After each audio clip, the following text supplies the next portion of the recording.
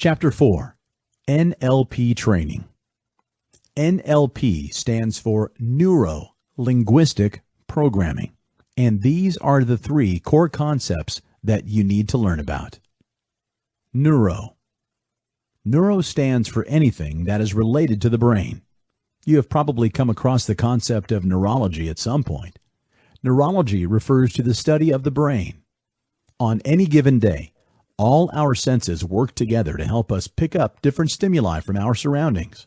It can be the odors you smell, the sounds you hear, textures you feel, or even the sights you see. All the senses pick up these stimuli and relay them to your brain. Your brain then generates an apt response. The human mind consists of two parts, the conscious mind and the subconscious mind. The conscious mind helps you make all decisions and governs your senses. The subconscious mind is more like an autopilot mode where you don't need to instruct your brain. Even if your subconscious mind helps you perform certain tasks automatically, you still need to consult your conscious mind daily. What if you can reduce some of that load on your conscious mind? What if you can empower your subconscious mind to make a lot of your decisions? It will certainly make your life easier, won't it? NLP helps your conscious mind converge with your subconscious mind. Your mind will be able to relate and respond faster to things that are similar in nature. It will be like collecting all the information that lies in your brain and sending it to your specific folders that will keep the information safe for a long time. You need to simply extrapolate the information and apply it to the different situations that arise in your life. Linguistic. The next core concept of NLP is linguistics. Linguistics refers to the study of languages. You cannot communicate effectively if your language skills aren't adequate. If others cannot understand what you are saying, or if you don't understand what they are telling you, then how can you progress? Language barriers can be annoying, especially if they are internal in nature. Human beings are amongst the most expressive creatures on earth, and it is quite a shame if you are unable to effectively express your thoughts and feelings. If you want to get your point across, then you need to improve the way you speak. You need to put some effort into establishing better communication skills. At the same time, you need to be good at internal communication as well. Internal communication is critical, and you need to be able to express yourself quickly so that you can take immediate action. If your mind tells you one thing and you do something else, then things will never work in your favor. You need to be able to think clearly and express yourself clearly as well. Programming. The third concept is programming. Programming refers to the bifurcation of information and the process of sending such information to different folders in your brain. You need to program yourself in a manner that is conducive to productivity, which helps you make the most out of your skill set. When we are young, our minds are fresh, impressionable, and can capture a lot of information. Not just that, but we can also remember things for longer. However, with age, this aspect of our mind starts to change, and it starts to become difficult to process and store information, but also divide and store it in a simple manner in your memory. Once you understand these core concepts, you can learn about the techniques of NLP. You need to understand that your brain is like any other muscle in your body, and you can train it. You can train yourself to be goal-oriented, and your mind will not rest until you achieve your goals. Techniques. Association. Music. For a lot of people, music is an important part of their life. The genre of music doesn't matter, and it can be anything that you enjoy. Music tends to have a sway over us that not many things do. It can also influence the way a person feels. It is one of the reasons why music therapy is quite popular. Music helps with our feelings. This is the reason why it is a technique of association included in NLP. This exercise is about linking a particular song with a feeling of confidence and boosting your self-esteem in this manner. Different people tend to have different feelings about a song. You probably have a song that makes you feel like you are on top of the world. Take a couple of minutes and go through your playlist and find a song that makes you feel confident or inspired. Once you choose a song, you simply need to hum it or sing it whenever you feel down. If you want, you can always pretend to play an imaginary guitar to feel better. the trigger. This is a visualization exercise. You need to find a quiet and comfortable spot for this exercise. Now, sit down and close your eyes. Make sure that your breathing is regular and calm your mind. When you feel calm, open your eyes and try to visualize a mirror image of yourself in front of you. The image that you visualize is self-assured, successful, and reacts differently to things. Focus on this image and study how it behaves. After you have analyzed this image thoroughly, it is time to put yourself in its shoes. Feel its strength coursing through your body and feel just as confident as that image. This is going to be your trigger from now on. Whenever you want to feel powerful again, repeat this exercise again. The more you practice, the stronger it will become. Daily affirmations. Start your day with some daily affirmations. It's the best way to make sure you start your day on a positive note and ensure that you don't miss the opportunity to feel confident daily. You need to make some time for yourself in the morning and think about all the good things about yourself. You must remember that you are the only one that has the power to do what you want, and you have the key to make yourself feel good about yourself. If you want to achieve something, then instead of telling yourself that you will get there, you need to feel like you are already there. Feel like you are the person that you want to be and achieve the things that you want to. Kill the voices. We all experience moments of weakness, where a nagging voice inside our head tells us that we aren't good enough. It keeps reminding us of someone that doesn't like us or that we haven't achieved anything yet. This little voice is really good at spouting destructive thoughts that can remove all traces of motivation that we might have. Now, try to think of the last time you heard this nagging voice in your head. Do you recognize this voice? Is it yours or someone else's? When you have a clear idea of whose voice it is time to change the voice. This exercise is pretty simple and helps kill the nagging voice in your head. Think of different scenarios and put the voice in such scenarios to render it ineffective. Think of how the voice would sound if it belonged to Donald Duck or another Disney character. Try to imagine a funny scene where the speaker of the voice is trying to sound serious but cannot pull it off. It will help reduce the effect the nagging voice has on you.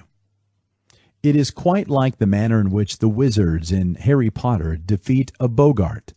The Boggart can materialize their worst fear, and when they imagine it in a funny context, the Boggart loses all its power.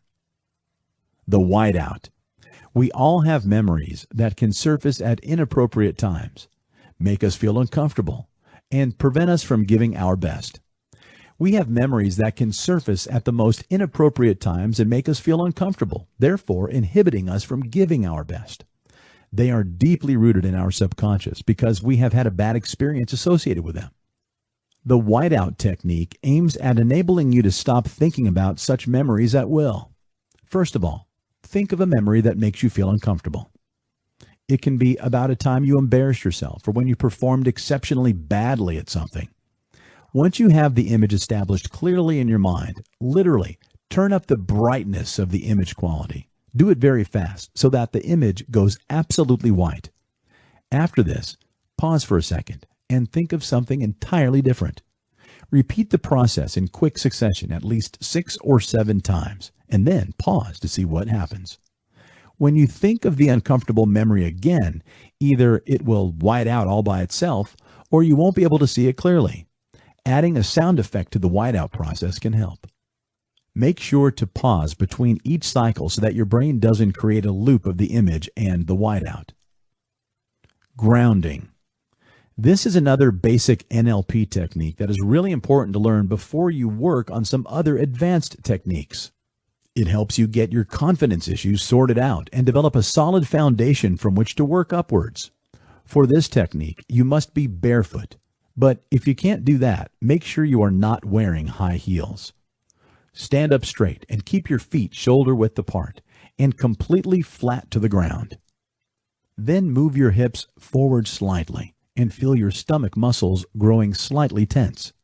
Your shoulders and arms will be a little loose and your thighs will tense up slightly. Now, slightly unlock your knees and don't bend them, and take deep, long breaths, keeping your eyes focused ahead of you. Focus your attention on a point of a couple of centimeters below the navel and notice how you feel. Practice this posture a few times every day, and once you are comfortable with it, try moving around in it. Make sure you are breathing correctly as you move around and maintain the posture. It will start feeling natural in a while and will help you to stay mentally and physically grounded in the reality around you. Take words at face value. One of the secrets of getting really good at NLP is to take what people say quite literally. It can seem really absurd to some people. After all, we don't always exactly mean what we say. Some things are said just for dramatic value, while others are intended to stress something. But if you really want to understand the psychology of someone you are talking to, you have to take them literally.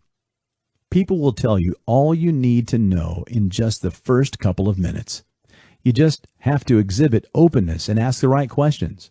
For example, if someone tells you they just can't envision themselves losing weight, you must not try to convince them that they can. Instead, you can try and make them see things from a different perspective. See, people don't like to lose things. If that is what you set as a goal, you are bound to fail in most cases. People also don't process negatives as well as they process positives. So telling someone not to think about an elephant will result in just the opposite. It's all wired into our neurology. Experimentation. The way our communication works is deeply set into our subconscious. When we talk, we subconsciously have a goal in mind, whether we are aware of it or not. And all of our communication is aimed at fulfilling that goal, even if we don't consciously frame our responses. Try to remember your last leisurely telephone conversation. You will notice that you were not paying much attention to the conversation, at least half the time. Your mind was still forming coherent thoughts that manifested into proper replies. This is because language, vocabulary, and grammar are deeply embodied in your subconscious mind. To become good at communication, you have to experiment with this. Think of yourself as a baby who is still learning and has no concept of failure. Try different phrases and words as you interact with someone you trust. Maybe a fellow NLP practicing buddy. Notice how you get better with time. Anchoring. A really useful NLP technique for inducing a certain mental state or emotion is anchoring. It can help you enter a mental frame of happiness, relaxation, focus, or anything else you desire at will. This technique usually requires a touch, gesture, or verbal cue to be used as an anchor. This anchor acts as a bookmark for you to recall an emotion or state of mind at will whenever you want to. To understand how this process of anchoring works, let's take a look at an example. For this, first of all, you need to think about a time when you felt really happy. Try to remember one such memory. It can be a time when you won a race that meant a lot to you, or when you had a baby, or maybe when you had your first kiss. Anything you consider a really happy moment will do. Now, try to think of the moments before that moment. What happened before the happy moment? Try to create a story leading to that particular moment, and picture it in your head, recalling everything you felt at the time. Try to be as vivid as possible. When you are at the pinnacle of such feelings, take the index finger and middle finger on your left hand and place them in your right hand. Then give 2 gentle but quick squeezes to the fingers. When you squeeze them for the second time, try to picture the happy moment in a larger frame, as if it were closer to you than ever before. Imagine the feeling growing exponentially and getting stronger inside of you. After this, it is only a game of repetition. Try to describe the feeling again, recalling exactly what you felt at that moment. Then squeeze the same 2 fingers with your right hand again, and make the picture larger during the second squeeze.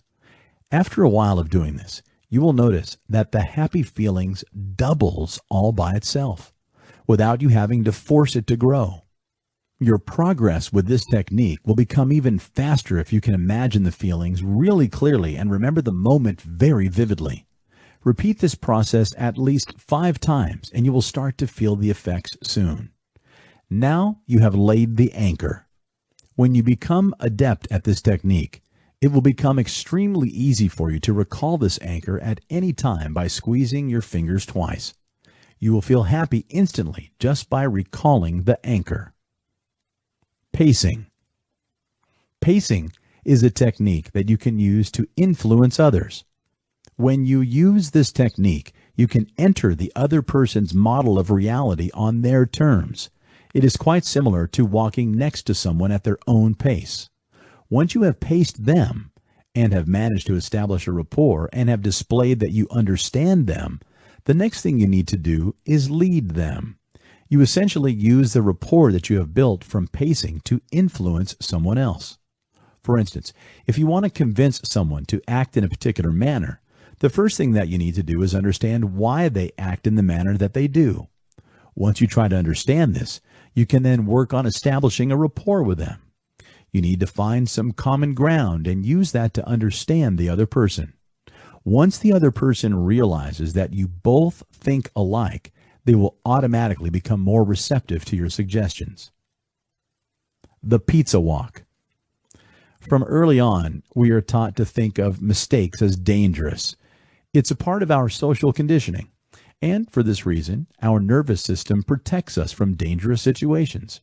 What we must understand is that making mistakes is an extremely important part of learning.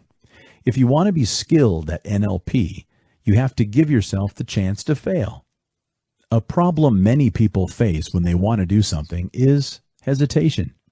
To remove hesitation, I like to suggest a method called the pizza walk experience.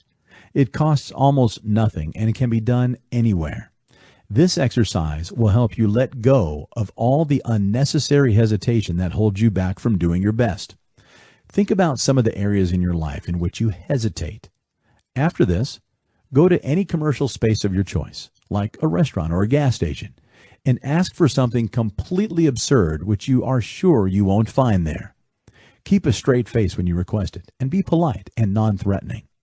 Repeat this process at least twice in the following week. Notice the change in your responses in situations where you might have hesitated in the past. It is really that simple. Hesitation is one of the greatest barriers to learning, and with this technique, you can simply remove unwanted hesitation in any part of your life. You want to ask out a girl that you really like but are hesitating. You want to apply for the new job in the local tech company but are not sure if you're good enough. Go for the pizza walk and then see the change. Mirroring. Mirroring is a simple technique that essentially implies that you need to copy another person. Like the name suggests, in mirroring, you need to copy another person's gestures, tone of voice, movements, and even certain catchphrases. All humans are hardwired to like and feel comfortable around other humans. In fact, this is an evolutionary advantage. The closer we live together, the higher are our chances of survival as a species. So anything that is not similar to you will make you feel uncomfortable. You will feel comfortable only around those with whom you feel like you share some similarity. Mirroring uses this concept. In mirroring, you need to essentially convince the other person that you are similar to them. It is a simple technique that you can use to influence others. The next time you are around someone you like or feel comfortable with, you will notice that you have adopted certain similar gestures that are mirror images of each other. You don't do this consciously, but it is your subconscious that guides you. When you try to mirror someone during a conversation, then you make sure that you don't abruptly start mirroring their gestures. You need to do this slowly and gradually because you are trying to influence their subconscious mind. Start to slowly copy their gestures until your gestures look like a mirror image of theirs. If they change a specific gesture, you can slowly change yours too. If you want to make sure that mirroring works for you, once you know that someone is comfortable with you, you need to try a new gesture. If the other person unconsciously copies your gesture, then it works. The swish. The swish is a rather advanced NLP technique. It doesn't make you forget a bad memory or a negative feeling, but it helps point you in a new direction altogether. You know about the anchoring technique and how you can create anchors to recall certain positive feelings. However, at times, our brain can unknowingly also create negative anchors. When your brain creates negative anchors, then it can trigger unwanted feelings at unfortunate times. The swish technique helps recode and even delete such negative anchors. In this exercise, think of an unwanted feeling, an image, or an associated memory that triggers such a feeling. You need to remove that particular image before the bad feeling sets in. This is the trigger, and you need to replace it with a good feeling and trigger. Place this image such that it is superimposed upon the negative one. You need only speed and not accuracy. Then open your eyes and return to reality. Repeat this at least 5 times and try to make the swish quicker each time. After a couple of days, test it to see whether the negative image comes back or not. If it does, then you need to replace it with a powerful image or memory that is more potent.